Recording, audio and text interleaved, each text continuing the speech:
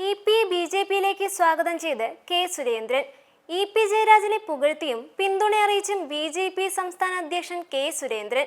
CPM സമ്പൂർണ്ണ തകർച്ചയിലേക്ക് പോവുകയാണ്. അതിന്റെ തെളിവാണ് ഇ.പി. ജയരാജന്റെ വെളിപ്പെടുത്തലുകൾ. അധികാരവും സമ്പത്തും ഒരു കുടുംബത്തിലേക്ക് കേന്ദ്രീകരിക്കുന്നുവെന്ന് ഇ.പി. പറഞ്ഞു വെക്കുന്നു. പിണറായി വിജയന്റെ ആധിപത്യമാണ് പാർട്ടിയിൽ.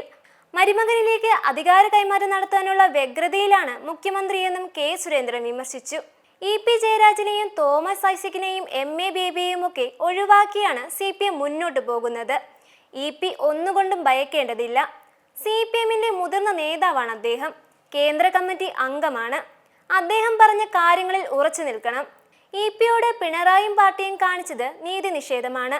ബിനോയ് വിശ്വം ഉൾപ്പെടെയുള്ളവരെ പ്രകാശ് ജാവ്ദേക്കർ കണ്ടിട്ടുണ്ട്. എന്നിട്ടും എന്തിനാണ് ഇ.പി.ക്കെതിരെ മാത്രം നടപടിയെടുത്തത്? പാലക്കാട് പി. സരിനെ CPM സ്ഥാനാർത്ഥിയാക്കിയത് UDF-നെ സഹായിക്കാനാണെന്നും കെ. സുരേന്ദ്രൻ കുറ്റപ്പെടുത്തി.